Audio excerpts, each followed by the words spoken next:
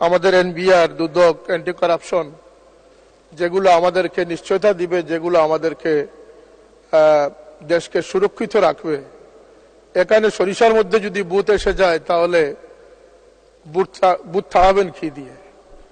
এই যে হাজার হাজার খানেক জনবল, তাদেরকে যদি আমরা দেশপ্রেমিক, আন্তরিক, সুদক্ষ কর্মটা আমরা তৈরি করতে না পারি, আমরা যদি প্রাথমিক শিক্ষক যারা আছেন ১.৫-২ লক্ষ শিক্ষককে যদি আমরা আমাদের ফাউন্ডেশন তৈরির জন্য প্রস্তুত করতে না পারি, শিশু বান্ধব করতে না পারি, মানব সম্পদ তৈরির কারিগর বানাতে না পারি, তাহলে আমাদের শিক্ষা ব্যবস্থার ভবিষ্যৎ অত্যন্ত খারাপ হবে, এটাই স্বাভাবিক।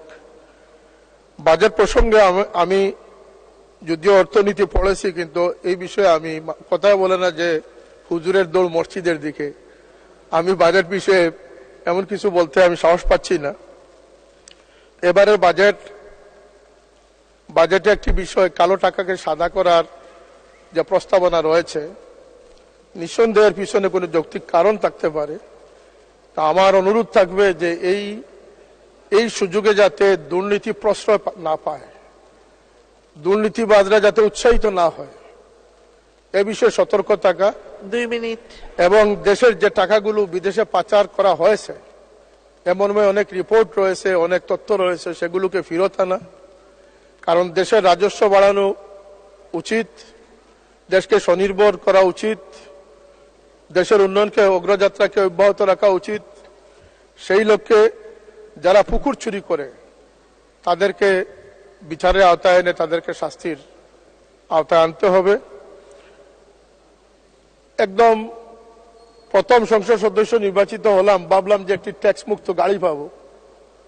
এখানে আমাদের উপরে ট্যাক্স আরোপ করে দেওয়া হচ্ছে। জীবনের প্রথম স্বপ্নটি কি বাস্তবায়ন হবে না? এটি মাননীয় সংসদ সদস্য যারা আছেন, আপনারা জানেন কত গাড়ি মিসইউজ হচ্ছে, পরিত্যক্ত অবস্থায় পড়ে আছে। সরকারের বিভিন্ন ডিপার্টমেন্ট এগুলো অব্যবস্থাপনায় রয়েছে। আর ৩০০ জন সংসদ সদস্য একটি শুল্ক মুক্ত গাড়ি পাবেন, তাও আবার 25% ট্যাক্স দিতে হবে। এটি আমাদের কাম্য নয়। মাননীয় স্পিকার,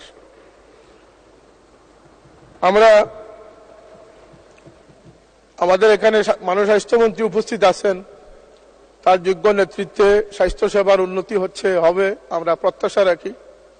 তিনি ইতিমধ্যে অনেক হাসপাতাল পরিদর্শন করেছেন, তার পরিদর্শনের ফলে অনেক দুর্নীতি বা অনেক অনিয়ম চলে যাবে, এটা আমরা বিশ্বাস করি। কিন্তু একটি বিষয় আমি আপনার মাধ্যমে তার নলেজে দিতে চাই, আমাদের দেশে মাদকাসক্ত যারা ড্রাগ এডিক্টেড হয় তাদের জন্য নিরাময়ের কিছু কেন্দ্র স্থাপিত হয়েছে। আমার কাছে কিছু তথ্য এমন এসেছে, আমি বিগত বছরখানেক থেকে যা উপলব্ধি করেছি, এখানে এই অজুহাতে, সামান্য অজুহাতে অনেক সময় অনেক সুস্থ মানুষকে নির্যাতন করা হয়। এমনকি তারা আত্মহত্যার পথ বেছে নেওয়ার ঘটনাও আমাদের কাছে রয়েছে, আমাদের সামনে রয়েছে।